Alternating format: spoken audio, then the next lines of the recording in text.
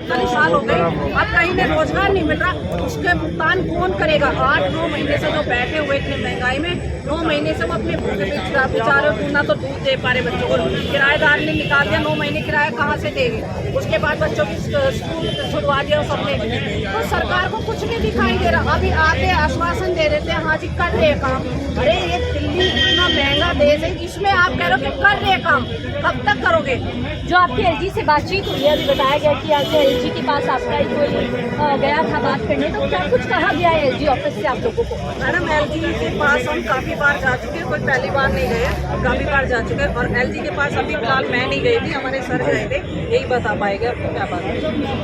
वहाँ पे एलजी साहब के एसओ आए, बात किया, उन्होंने यह कहा कि आप लोगों का काम हम कर रहे हैं, आरआर चेंज कर रहे हैं, आरआर में बदलाव ला रहे हैं, वो ठीक करने का प्रयास कर रहे हैं। तो हमने उनको कहा कि आरआर चेंज हो रहा है, वो तो होम गार्ड के लिए है और सिविल डिफेंस के लिए है, तो उसमें जो न्यू रिक्रूटमेंट होगी उसके लिए है। आप अच्छा बेस बना रहे हैं, उसमें कोई नो डाउट। लेकिन जो लोग बेरोजगार हुए हैं इस वक्त, जो लोग बेरोजगार हुए उनके लिए क्या करना, 10,792 परिवार का सवाल है। और इसके साथ जो पीछे परिवार जुड़ा हुआ है, अभी 9 महीना हो गया, 10वां महीना चल गया हम लोगों का।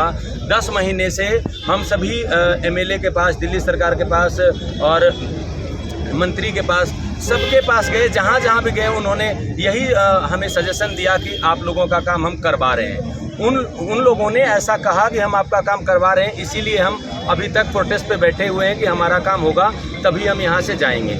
एलजी साहब के पास आना हमारी मजबूरी इसलिए रही कि ये लोग सिर्फ आश्वासन देते रहे कि हम करवा रहे हैं, लेकिन दिल्ली सरकार ने साफ साफ अक्षरों में लिख के दे दिया कि हमारे पास कोई पावर नहीं है आपको दोबारा से नौकरी देने का, तो हम नहीं दे सकते हैं, और आपको कोई नौकरी दे सकता है तो वो एलजी साहब हैं। फिर हम एलजी साहब के पास आए, एलजी साहब के पास कई बार निवेदन किए, लेकिन उसका कोई जवाब नहीं आया।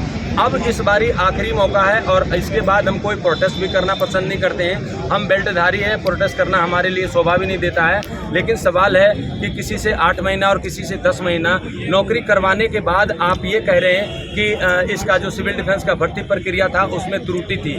सिविल डिफेंस के भर्ती प्रक्रिया में कोई त्रुटि नहीं है, उसका कागज़ हमने एलजी साहब को लगाकर आज दे के आया हूँ, किसी प्रकार का कोई त्रुटि नहीं है। हमसे सिविल डिफेंस के अंदर लगभग 2.5 लाख भर्तियां हैं, 2.5 लाख में 10,792 लोगों को आपने चुना और प्रॉपर तरीके से इंटरव्यू लिया, सब कुछ किया, और दिल्ली सरकार के 40 संस्थानों में आपने डिप्लॉय किया, किसी को ड्राइवर के रूप में, किसी को मार्शल के रूप में, किसी को कंप्यूटर ऑपरेटर के रूप में, किसी को गार्ड के रूप में, जहां जिस तरीके का आवश्यकता थी सरकार को वो अपना इस्तेमाल किया।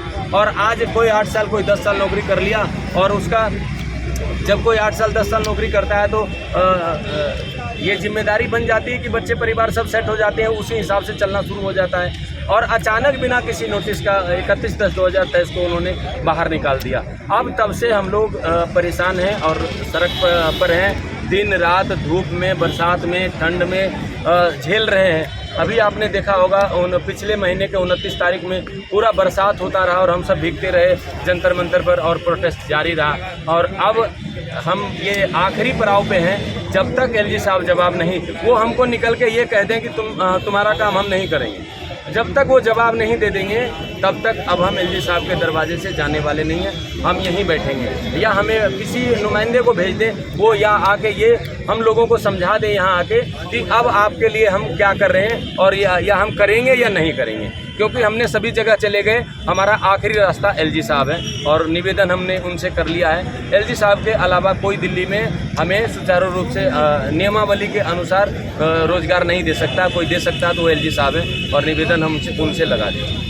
क्या कुछ कार्रवाई होगी इसके बाद? अगर उनकी तरफ से नहीं सुनवाई होती है आप लोगों की, तो क्या करेंगे इसके बाद? अगर उनकी तरफ से कोई सुनवाई नहीं होती है, जब तक वो सुनवाई नहीं करेंगे हम यहीं बैठेंगे अपने धरने पर, जब तक वो ये आश्वासन नहीं दे देते कि हम आपको रोजगार नहीं देंगे, जब तक हम यहाँ से जाएंगे नहीं। मैं एक बात कहना चाहता हूँ, जब आपसे 370 हटा दी, इतनी बड़ी वो आपसे चीज़ हटा दी 370, तो क्या आप हमारे छोटा सा काम नहीं कर सकते? आप हमारे 1964 के एक्ट में एक छोटा सा संशोधन नहीं कर सकते, बदलाव नहीं कर सकते?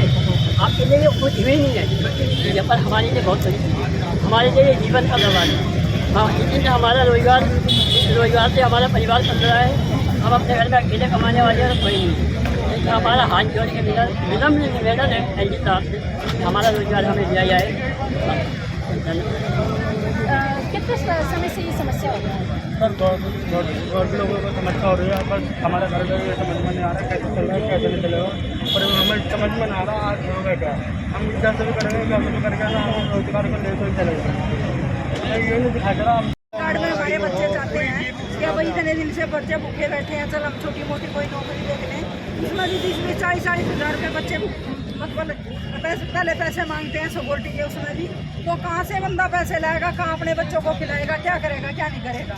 ठीक है, और 9 महीने से सरकार को ये शर्म नहीं आ रही और क्या इतना परिवार, इतने लोगों का परिवार गला घोट का इन्होंने यहाँ बिठा रखा है, तो कम से कम इनके लिए तो सोच ले कहीं भाई इतने दिन से ये यहाँ बैठे हैं, इनकी कोई सुनाई तो करे। 9 महीने से मैडम ना दिल्ली सरकार सुन रही, ना हमारी मोदी सरकार सुन रही, हमारी कोई सरकार नहीं सुन रही। क्या हम इस दिल्ली के निवासी नहीं हैं? क्या हम इस दिल्ली में रहते नहीं हैं? क्या हमारी इस दिल्ली में वोट नहीं है? ठीक है, और दूसरी बात, कोरोना योद्धा में हमने इतना काम किया, हमने अपने बच्चे नहीं देखे मैडम, हमने दुनिया देखी है। ठीक है, फोन कर देते थे, हमारा रिश्तेदार वहाँ पे आया हुआ, उसका ध्यान रखना, उसको चाय देना, उसको पानी देना। हम घर पे गोलियाँ भी देखा है, दवाई भी देखा है, रोटी भी खिलाई है, रोटी भी देखा है, और फिर हमारे से हम कुत्तों की तरह खड़े रहते थे, इतनी दूर से हमारे से गोली दवाई लेते थे, वो भी टाइम हमने झेला है। अब एक बात बताओ मैडम, महिला ऐसी महिला है और किसी का आदमी नहीं है, किसी का भाई आदमी ऐसे अच्छे भी नहीं होते, भाई सब कोई छोड़ कर भी चला गया है। तो छोटे छोटे बच्चों को महिला इतनी परेशान है और करोड़ का करे बैठी है, तो ये सरकार इतना गंदा काम क्या कराएगी महिलाओं के साथ, अब जो कि आज बच्चे भूखे पड़े हैं। दवाई देने को पैसा नहीं है। ठीक है, मेरे को 30 साल हो गए इस महकमे में काम करते हुए।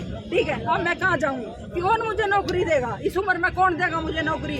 ठीक है, आजकल के बच्चे कोई किसी का नहीं होता दुनिया में, पैसा है तो सब कुछ है, नहीं कोई किसी का नहीं है, समझे। अब मैं कहाँ जाऊँ, अब मेरा दिल में दर्द इतना है, या तो हमें इस बात का जवाब मिले और नहीं हम यहाँ अपने आत्महत्या करके जाएंगे, ये सवाल हमारा है, समझे। क्या एलजी को ये नहीं पता, अब भाई ये भूखे प्यासे बैठे हैं यहाँ पे, ये हमारा आज वादा है, ये इतनी मेरी संख्या है, हमारे पीछे है ये। हम या तो हमारा आज कुछ निर्णय निकाले बात का, और नहीं हम यहीं मरेंगे यहीं जाएंगे, और हमारा यहीं से जाने वाला नहीं है। और पुलिस हमें डिटेन करेगी तो हम डिटेन होने को तैयार है, मुकदमा लेने को तैयार है, जज के पास जाने को तैयार है। ठीक है, और हमें आज हमारा निर्णय चाहिए। अब ये बताओ, मैडम थी स्कूलों की, 2500 मैडम थी, उनको ये पता था स्कूल बंद हो जाएंगे, तुम्हारी बेइज्जती हो जाएगी दिल्ली में, उनकी नौकरी इन्होंने 2.5 दिन के बाद कैसे दे दी। क्या हम इंसान नहीं है क्या, क्या हमारा पेट नहीं है क्या, क्या हम कुछ खाते पीते नहीं है क्या। इस सरकार को शर्म ना आनी चाहिए थोड़ी घनी। ठीक है, मैं इतनी कहना चाहती हूँ, एलजी साहब से मैं हाथ जोड़ कर रिक्वेस्ट करती हूँ कि हमारे बच्चों की नौकरी दे और हमारे बच्चों का रोजगार दे, हमें यहाँ दे, और नहीं देंगे तो हम यहीं मरेंगे और यहीं जान दे कर जाएंगे। ये सोच लेना एलजी साहब, क्या हमारे पास हमारे बारे में क्या निर्णय लेते हैं। मैडम मेरा नाम मैं दोनों सरकार से सिर्फ इतना कहना चाहती हूँ कि आज हमारे को कम से कम 9 महीने हो गए, 9 महीने से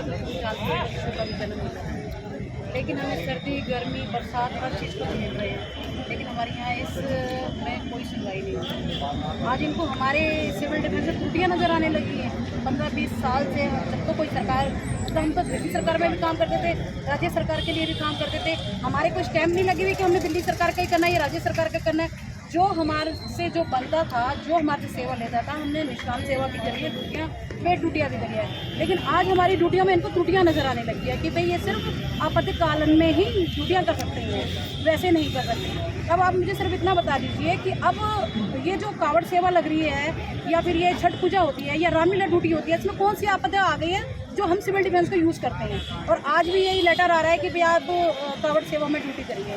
अब आप ये बताइए, मैं अपना परिवार अकेली चलाने वाली थी, मेरे को 20 साल कम से कम हो चुके हैं इसमें काम करते करते। मैंने निष्काम सेवा भी की है, पेड ड्यूटी भी करी है। अब इस मेरी इतनी उम्र हो चुकी है कि मुझे अब कोई ड्यूटी भी या नौकरी कहीं मिलने वाली भी नहीं है, और मैं घर को चलाने वाली अकेली महिला थी। आज मेरा बेटा 10th क्लास में है, प्राइवेट स्कूल में पढ़ता है, मेरे को फीस देने के लिए पैसे दिए। अब मेरी स्थिति ऐसी आ चुकी है, ना तो मैं उसको स्कूल से निकाल सकती हूँ और ना ही मैं सरकारी स्कूल में डाल सकती हूँ, क्योंकि 10th क्लास में कोई नहीं लेगा। 4 महीने से मैंने अपने बच्चे की फीस नहीं भेजी है। मेरे को रोज़ डेली वहाँ से फ़ोन आ रहे हैं कि भाई मैडम फीस भरिए। अब ये बताओ, मेरा भविष्य, मेरे बच्चों का भविष्य खराब हो गया। चलो मेरा तो हुआ, लेकिन मेरे बच्चों का, और चलो ठीक है, हमारा तो दोनों इस्तेमाल करा, दोनों सरकारों ने इस्तेमाल करा, लेकिन आने वाली जनरेशन को और भर्ती कर करके उनका फ्यूचर और खराब कर रहे हैं, क्योंकि इनको एक उम्मीद है कि निष्काम सेवा करने के बाद शायद हमें कहीं ड्यूटी मिलेगी। पर ऐसे में दोनों सरकारों से हाथ जोड़कर कहती हूँ कि इस तरह से हमारा जीवन को बर्बाद ना किया जाए। हम बेरोजगार हैं, हमारे साथ खिलवाड़ ना किया जाए। हमने बड़ी मुश्किल से अपना परिवार चलाया था। हमारी कोई बहुत बड़ी डिमांड नहीं थी कि हमारी 80,000 90,000 हो, जितनी भी हमारी सैलरी थी उससे हमारा पूरा परिवार चल रहा था, और आज हम बिल्कुल बिखर चल रहे हैं। तो दोनों सरकार से यही कहना चाहती हूँ कि हमारा रोजगार हमें वापस दे, जिससे कि 10,792 लोग जो आपके एक एक्ट के शिकार हुए हैं और आपके एक कलम से शिकार हुए हैं, तो वो आप उस एक्ट में आप संशोधन करें, क्योंकि आपने बड़े से बड़े एक्टों में संशोधन करा है। जब 370 हटा सकते हो, या और कौन सी धाराएँ, नए कानून जो आए हैं उसमें भी बहुत सारी धाराएँ चेंज करी हैं, तो इसमें भी चेंज करके 10,792 लोगों को रोजगार दे दिया जाए, तो इनका परिवार चल पाएगा।